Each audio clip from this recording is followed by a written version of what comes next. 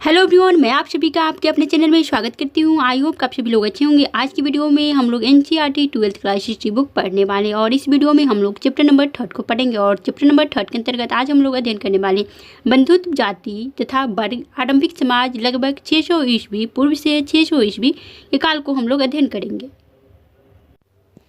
पिछले अध्याय में हमने पढ़ा कि लगभग 600 ईसा पूर्व से 600 ईस्वी तक के मध्य आर्थिक और राजनीतिक जीवन में अनेक परिवर्तन हुए। इनमें से कुछ परिवर्तनों ने समकालीन समाज पर अपना प्रभाव छोड़ा। उदाहरणतः वन क्षेत्रों में कृषि का विस्तार हुआ, जिससे वहां रहने वाले लोगों की जीवन शैली में परिवर्तन हुआ।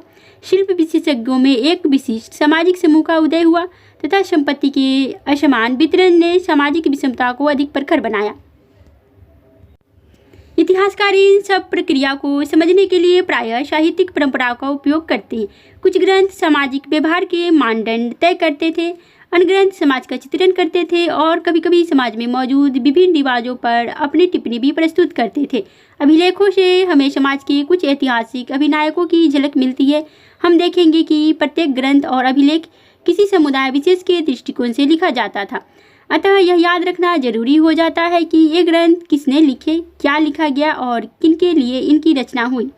इस बात पर भी ध्यान देना जरूरी है कि इन ग्रंथों की रचना में किस भाषा का प्रयोग हुआ तथा इनका प्रचार प्रसार किस तरह हुआ। यदि हम इन ग्रंथों का प्रयोग सावधानी से करें तो समाज में प्रचलित आचार व्यवहार और रिवाजों का इतिहास लिखा जा सकता है। उपमहाद्वीप के सबसे समृद्ध ग्रंथों में से एक महाभारत का विश्लेषण करते हुए हम अपना ध्यान एक ऐसे विशाल महाकाव्य पर केंद्रित कर रहे हैं जो अपने वर्तमान रूप में 1 लाख श्लोकों पर से अधिक है। तो महाभारत में 1 लाख श्लोक से भी अधिक है और विभिन्न सामाजिक श्रेणियों व परिस्थितियों का लेखा जोखा है। इस ग्रंथ की रचना 1000 वर्ष तक होती रही, लगभग 500 ईसा पूर्व से। इसमें निहित कुछ कथाएं तो इस काल से पहले भी प्रचलित थी। महाभारत की मुख्य कथा 2 परिवारों के बीच हुए युद्ध का चित्रण है। तो महाभारत की मुख्य कथा 2 परिवारों के बीच हुए युद्ध का चित्रण किया गया है इसमें। इस ग्रंथ के कुछ भाग विभिन्न सामाजिक समुदायों के आचार व्यवहार के मानदंड तय करते हैं। यदा कदा किंतु हमेशा नहीं, इस ग्रंथ के मुख्य पात्र इन सामाजिक मानदंडों का अनुसरण करते हुए दिखाई पड़ते हैं। मानदंडों का अनुसरण व उनकी अवहेलना क्या इंगित करती है, इसके बारे में हम लोग देखेंगे आगे। महाभारत का एक दृश्य मृण्मयी मूर्तिकला पश्चिम बंगाल से मिला है, लगभग 17वीं शताब्दी का है। महाभारत का समालोचनात्मक संस्करण को अब हम लोग पढ़ेंगे। 1919 में प्रसिद्ध संस्कृत विद्वान B.A. शुकंथाकर के नेतृत्व में एक अत्यंत महत्वाकांक्षी परियोजना की शुरुआत हुई। अनेक विद्वानों ने मिलकर महाभारत का समालोचनात्मक संस्करण तैयार करने का जिम्मा उठाया। इससे जुड़े क्या क्या कार्य थे? आरंभ में देश के विभिन्न भागों से विभिन्न लिपियों में लिखी गई महाभारत की संस्कृत पांडुलिपियों को एकत्रित किया गया। परियोजना पर काम करने वाले विद्वानों ने सभी पांडुलिपियों में पाए जाने वाले श्लोकों की तुलना करने का एक तरीका ढूंढ निकाला। अंततः उन्होंने उन श्लोकों का चयन किया जो लगभग सभी पांडुलिपियों में पाए गए थे और उनका प्रकाशन 13,000 पृष्ठों में फैले अनेक ग्रंथ खंडों में किया। इस परियोजना को पूरा करने में 47 वर्ष लगे इस पूरी प्रक्रिया में 2 बातें विशेष रूप से उभर कर आई। पहली, संस्कृत के कई पाठों के अनेक अंशों में समानता थी। यह इस बात से ही स्पष्ट होता है कि समूचे उपमहाद्वीप में उत्तर में कश्मीर और नेपाल से लेकर दक्षिण में केरल और तमिलनाडु तक सभी पांडुलिपियों में यह समानता देखने में आई। दूसरी बात जो स्पष्ट हुई वह यह थी कि कुछ शताब्दियों के दौरान हुए महाभारत के प्रेषण में अनेक क्षेत्रीय प्रभेद भी उभर कर सामने आए। इन प्रभेदों का संकलन मुख्य पाठ की पाद टिप्पणियों और परिशिष्टों के रूप में किया गया। 13,000 पृष्ठों में से आधे से भी अधिक इन प्रभेदों का ब्यौरा जो है देते हैं। एक तरह से देखा जाए तो ये प्रभेद उन गूढ़ प्रक्रियाओं के द्योतक है जिन्होंने प्रभावशाली परंपरा और लचीले स्थानीय विचार और आचरण के बीच संवाद कायम करके सामाजिक इतिहासों को रूप दिया था। यह संवाद द्वंद्व और मैतक दोनों को ही चित्रित करते हैं। इन सभी प्रक्रियाओं के बारे में हमारी समझ मुख्यतः उन ग्रंथों पर आधारित है जो संस्कृत में ब्राह्मणों द्वारा उन्हीं के लिए लिखे गए। 19वीं और 20वीं शताब्दी में इतिहासकारों ने पहली बार सामाजिक इतिहास के मुद्दों का अनुसरण करते समय इन ग्रंथों को सतही तौर पर समझा। उनका विश्वास था कि इन ग्रंथों में जो कुछ भी लिखा गया वास्तव में उसी तरह से उसे व्यवहार में लाया जाता होगा। कालांतर में विद्वानों ने पाली, प्राकृत और तमिल ग्रंथों के माध्यम से अन्य परंपराओं का अध्ययन किया। तो कालांतर में विद्वानों ने पाली, प्राकृत और तमिल ग्रंथों के माध्यम से अन्य परंपराओं का जो है अध्ययन किया। इन अध्ययनों से यह स्पष्ट हुआ कि आदर्श मूलक संस्कृत ग्रंथ आमतौर से आधिकारिक माने जाते थे, किंतु इन आदर्शों को प्रश्नवाचक दृष्टि से भी देखा जाता था और यदा कदा इनकी अवहेलना भी की जाती थी। जब हम इतिहासकारों द्वारा सामाजिक इतिहासों के पुनर्निर्माण की व्याख्या करते हैं तब हमें इस बात को ध्यान में रखना होगा। अब हम लोग पढ़ेंगे बंधुता एवं विवाह, अनेक नियमों और व्यवहार की विभिन्नता के बारे में। परिवारों के बारे में जानकारी के बारे में अब हम लोग अध्ययन करेंगे। हम बहुधा पारिवारिक जीवन को सहज ही स्वीकार कर लेते हैं, किंतु आपने देखा होगा कि सभी परिवार एक जैसे नहीं होते। पारिवारिक जनों की गिनती, एक दूसरे से उनका रिश्ता और उनके क्रियाकलापों में भी भिन्नता होती है। कई बार एक ही परिवार के लोग भोजन और अन्य संसाधनों का आपस में मिल बांट कर इस्तेमाल करते हैं, एक साथ रहते हैं और काम करते हैं और अनुष्ठानों को साथ ही संपादित करते हैं। परिवार एक बड़े समूह का हिस्सा होते हैं जिन्हें हम संबंधी कहते हैं। तो परिवार एक बड़े समूह का हिस्सा होते हैं जिन्हें हम संबंधी के नाम से जानते हैं। तकनीकी भाषा का इस्तेमाल करें तो हम संबंधियों को जाति समूह कह सकते हैं। पारिवारिक रिश्ते नैसर्गिक और रक्त संबंध माने जाते हैं, किंतु इन संबंधों की परिभाषा अलग अलग तरीके से की जाती है। कुछ समाजों में भाई बहन यानी चचेरे मौसेरे आदि से खून का रिश्ता माना जाता है, किंतु अन्य समाज ऐसा नहीं मानते हैं। परिवार और बंधुता के लिए प्रयुक्त शब्द, संस्कृत ग्रंथों में कुल शब्द का प्रयोग परिवार के लिए और जाति का बांधवों के बड़े समूह के लिए की होता है। तो संस्कृत ग्रंथों में कुल शब्द का प्रयोग परिवार के लिए और जाति का बांधवों के बड़े समूह के लिए होता है। पीढ़ी दर पीढ़ी किसी भी कुल के पूर्वज इकट्ठे रूप में एक ही वंश के माने जाते हैं। तो पीढ़ी दर पीढ़ी जो है किसी भी कुल के पूर्वज इकट्ठे रूप में एक ही वंश के माने जाते हैं। आरंभिक समाजों के संदर्भ में इतिहासकारों को विशिष्ट परिवारों के बारे में जानकारी आसानी से मिल जाती है, किंतु सामान्य लोगों के पारिवारिक संबंधों को पुनर्निर्मित करना मुश्किल हो जाता है। इतिहासकार परिवार और बंधुता संबंधी विचारों का भी विश्लेषण करते हैं। इनका अध्ययन इसलिए महत्वपूर्ण है क्योंकि इससे लोगों की सोच का पता चलता है। संभवतः इन विचारों ने लोगों के क्रियाकलापों को प्रभावित किया है। इसी तरह व्यवहार ने विचारों पर भी असर डाला होगा। पितृवंशिक व्यवस्था के आदर्श को हम लोग देखेंगे। क्या हम उन बिंदुओं को निर्दिष्ट कर सकते हैं जब बंधुता के रिश्तों में परिवर्तन आया? एक स्तर पर महाभारत इसी की कहानी है। यह बांधवों के दो दलों कौरव और पांडव के बीच भूमि और सत्ता को लेकर हुए संघर्ष का चित्रण करती है। दोनों ही दल कुरुवंश से संबंधित थे। तो कौरव और पांडव दोनों ही दल जो है कुरुवंश से संबंधित थे, जिनका एक जनपद पर शासन था। यह संघर्ष एक युद्ध में परिणत हुआ जिनमें पांडव विजयी हुए। इनके उपरांत पितृवंशिक उत्तराधिकारी को उद्घोषित किया गया। हालांकि पितृवंशिकता महाकाव्य की रचना से पहले भी मौजूद थी। महाभारत की मुख्य कथा वस्तु ने इस आदर्श को और सुदृढ़ किया। पितृवंशिकता में पुत्र पिता की मृत्यु के बाद उनके संसाधनों पर राजाओं के संदर्भ में सिंहासन पर जो है अधिकार जमा सकते हैं। तो क्या होता है पितृवंशिकता में होता है कि पिता की मृत्यु के बाद पुत्र जो है उनके संसाधनों पर अधिकार जमा लेता है। पितृवंशिकता का अर्थ वह वंश परंपरा जो पिता के पुत्र फिर पौत्र प्रपौत्र आदि से चलती है। मातृवंशिकता शब्द का इस्तेमाल हम तब करते हैं जहाँ वंश परंपरा माँ से जुड़ी हो, और पितृवंशिकता का अर्थ जहाँ पिता से जुड़ा हो, और मातृवंशिकता का अर्थ जहाँ माँ से जुड़ा हुआ वंश। अधिकतर राजवंश लगभग 6वीं शताब्दी ईसा पूर्व से पितृवंशिकता प्रणाली का अनुसरण करते थे। हालांकि इस प्रथा में विभिन्नता थी। कभी कभी पुत्र के न होने पर एक भाई दूसरे का उत्तराधिकारी हो जाता था, तो कभी बंधु बांधव सिंहासन पर अपना अधिकार जमाते थे। कुछ विशिष्ट परिस्थितियों में स्त्रियां जैसे प्रभावती गुप्ता का सत्ता जो है उपभोग करती थी। पितृवंशिकता के प्रति झुकाव शासक परिवारों के लिए कोई अनूठी बात नहीं थी। ऋग्वेद जैसे कर्मकांडीय ग्रंथ के मंत्रों से भी यह बात स्पष्ट होती है। यह संभव है कि धनी वर्ग के पुरुष और ब्राह्मण भी ऐसा ही दृष्टिकोण रखते थे। तो यह एक मानचित्र है। कुरु पांचाल क्षेत्र और निकटवर्ती स्थान है। मथुरा, इंद्रप्रस्थ, कुरु, हस्तिनापुर, यहाँ पे शूरसेन, विराट, मत्स्य। उत्तम पुत्रों का प्रजनन कैसे होता था इसके बारे में हम लोग देखते हैं। यहाँ ऋग्वेद से एक मंत्र का अंश उद्धृत है जो इस ग्रंथ में संभवतः लगभग 1000 ईसा पूर्व में जोड़ा गया था। विवाह संस्कार के दौरान यह मंत्र पुरोहित द्वारा पढ़ा जाता था। आज भी अनेक हिंदू विवाह संस्कारों में इसका प्रयोग होता है। मैं इसे यहाँ से मुक्त करता हूँ किंतु वहाँ से नहीं। तो मैं यहाँ से मुक्त करता हूँ किंतु वहाँ से नहीं। मैंने इसे वहाँ मजबूती से स्थापित किया है जिससे इंद्र के अनुग्रह से इसके उत्तम पुत्र हो और पति के प्रेम का सौभाग्य से प्राप्त हो। इंद्र शौर्य, युद्ध और वर्षा के एक प्रमुख देवता थे। तो इंद्र को शौर्य, युद्ध और वर्षा के का देवता जो है माना जाता था। यहाँ और वहाँ से तात्पर्य पिता और पति के गृह से है।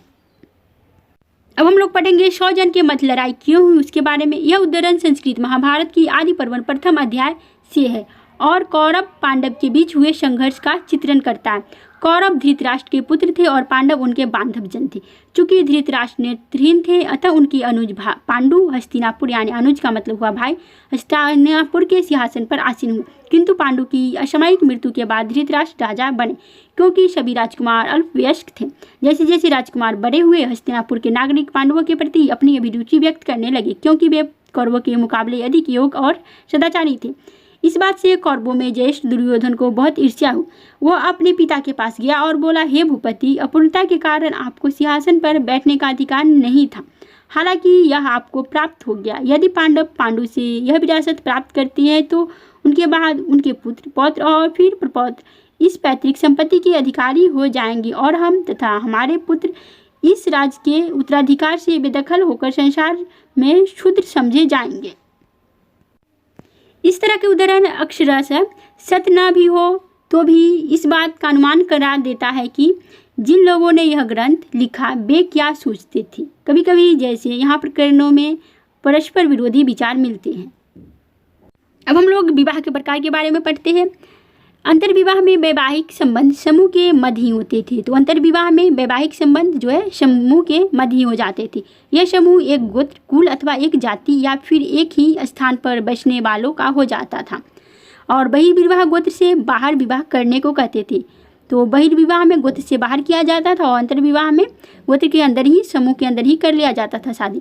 फिर बहुपत्नी प्रथा एक पुरुष की अनेक पत्नियां होने की सामाजिक परिपाटी को कहा जाता था और बहुपति में एक पत्नी के अनेक पति होते थे, तो उसे बहुपति कहा जाता था।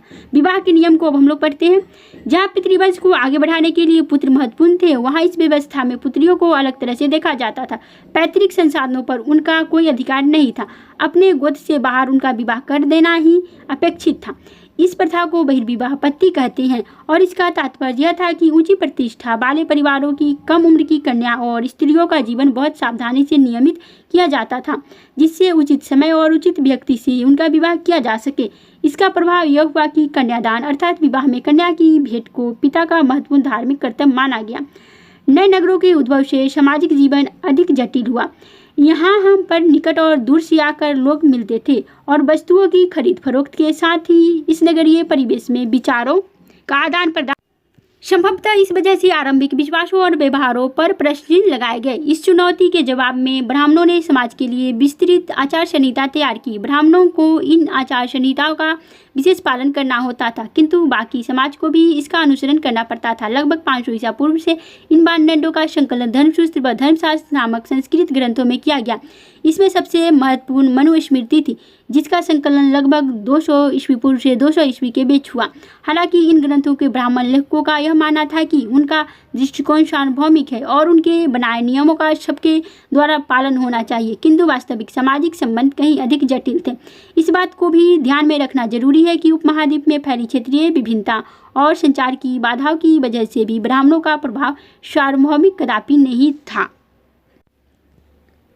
दिलचस्प बात यह है कि धर्मसूत्र और धर्मशास्त्र विवाह के 8 प्रकारों को अपनी स्वीकृति देते हैं। इनमें से पहले 4 उत्तम माने जाते थे और बाकियों को निंदित माना गया है।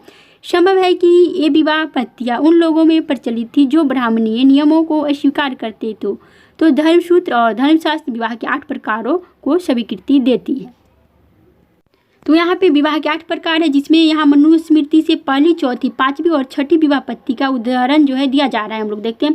पहली, कन्या का दान। बहुमूल्य वस्त्रों और अलंकारों से विभूषित कर उसे वेदज्ञ वर्ग को दान दिया जाए, जिसे पिता ने स्वयं आमंत्रित किया हो। चौथी, पिता वर वधू युगल को यह कहकर संबोधित करता है कि तुम साथ मिलकर अपने दायित्वों का पालन करो। तत्पश्चात वह वर का सम्मान कर उसे कन्या का दान करता है। 5वीं, वर को वधू की प्राप्ति तब होती है जब वह अपनी क्षमता व इच्छानुसार उसके बांधवों को और स्वयं वधू को यथेष्ट धन प्रदान करता है। 6ठी, स्त्री और पुरुष के बीच अपनी इच्छा से संयोग जिसकी उत्पत्ति काम से है। अब हम लोग देखते हैं स्त्री का गोत्र। एक ब्राह्मणीय पद्धति जो लगभग 1000 ईसा पूर्व के बाद से प्रचलन में आई, वह लोगों यानी खासतौर से ब्राह्मणों को गोत्रों में वर्गीकृत करने की थी। प्रत्येक गोत्र एक वैदिक ऋषि के नाम पर होता था। तो प्रत्येक गोत्र एक वैदिक ऋषि के नाम पर होता था। उस गोत्र के सदस्य ऋषि के वंशज माने जाते थे। गोत्रों के 2 नियम महत्वपूर्ण थे। विवाह के पश्चात स्त्रियों को पिता के स्थान पर पति के गोत्र का माना जाता था तथा एक ही गोत्र के सदस्य आपस में विवाह संबंध नहीं रख सकते थे। क्या इन नियमों का सामान्यतः अनुसरण होता था? इस बात को जानने के लिए हमें स्त्री और पुरुष नामों का विश्लेषण करना पड़ेगा जो कभी कभी गोत्रों के नाम से उद्धृत होते थे। हमें कुछ नाम सातवाहनों जैसे प्रबल शासकों के वंश से मिलते हैं। इन राजाओं का पश्चिमी भारत और दक्कन के कुछ भागों पर शासन था। लगभग 2री शताब्दी ईसा पूर्व से 2री शताब्दी ईस्वी तक सातवाहनों के कई अभिलेख प्राप्त हुए हैं जिनके आधार पर इतिहासकारों ने पारिवारिक और वैवाहिक रिश्तों का खाका तैयार किया है। अभिलेखों से सातवाहन राजाओं के नाम हैं। अभिलेखों से सातवाहन राजाओं की कई पीढ़ियों के नाम प्राप्त हुए हैं। इन सभी नामों में राजा की एक जैसी पदवी पर ध्यान देना है। इसके अलावा अगले शब्द को भी लक्षित करना है जिसका पुत से अंत होता है। यह एक प्राकृत शब्द है जिसका अर्थ पुत है। गौतमी पुत्र का अर्थ है गौतमी का पुत्र।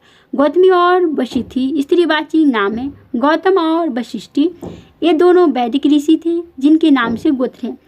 राजा गौतमी पुत्र सीरी सातकर्णी, राजा वशिष्ठी पुत्र सामी सीरी पुलुमाई, राजा गौतमी पुत्र सामी सीरी यन सातकर्णी, राजा मधारी पुत्र स्वामी शक्सेन, राजा हरिति पुत्र चतुर्पवन सातकर्णी, राजा हरिति पुत्र बिन हुकद चतुकुलानंद सातकर्णी, राजा गौतमी पुत्र श्री विजय सातकर्णी।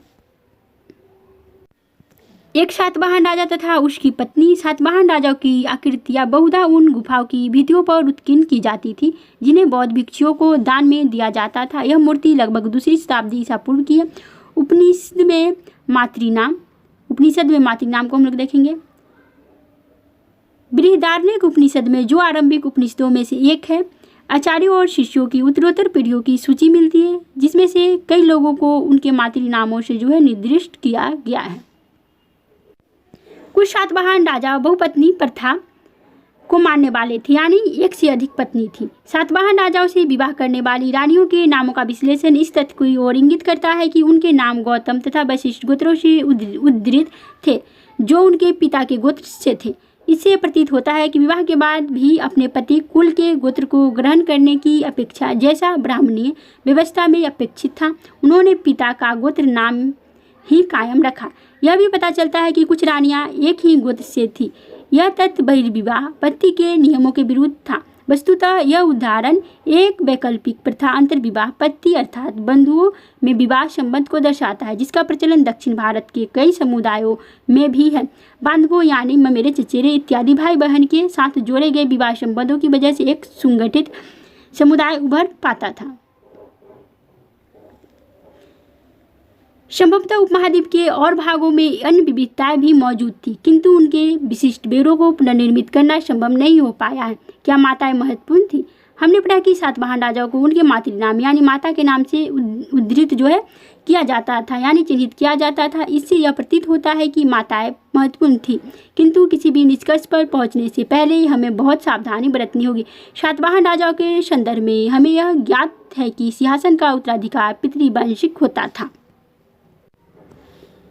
एक युद्ध का दृश्य। यह महाभारत के दृश्यों के सबसे प्राचीन मूर्ति चित्रणों में से एक है। यह मिट्टी की मूर्ति अहिक्षण यानी उत्तर प्रदेश से है के एक मंदिर की दीवार पर उत्कीर्ण है जो लगभग 5वीं शताब्दी ईस्वी का है। तो उत्तर प्रदेश में मिला है यह मूर्ति। अब हम लोग माता की सलाह को देखते हैं। महाभारत में उल्लेख मिलता है कि जब कौरवों और पांडवों के बीच युद्ध अवश्यंभावी हो गया तो गांधारी ने अपने ज्येष्ठ पुत्र यानी दुर्योधन से युद्ध न करने की विनती की। शांति की संधि करके तुम अपने पिता मेरा तथा अपने शुभेच्छकों का सम्मान करोगे। विवेकी पुरुष जो अपनी इंद्रियों पर नियंत्रण रखता है वही अपने राज्य की रखवाली करता है। लालच और क्रोध आमदनी को लाभ से दूर खदेड़ कर ले जाती है। इन दोनों शत्रुओं को पराजित कर राजा समस्त पृथ्वी को जीत सकता है। हे पुत्र, तुम विवेकी और वीर पांडवों के साथ सानंद इस पृथ्वी का भोग करोगे। युद्ध में कुछ भी शुभ नहीं होता, ना धर्म और अर्थ की प्राप्ति होती और ना ही प्रसन्नता की। युद्ध के अंत में सफलता मिले यह भी जरूरी नहीं है।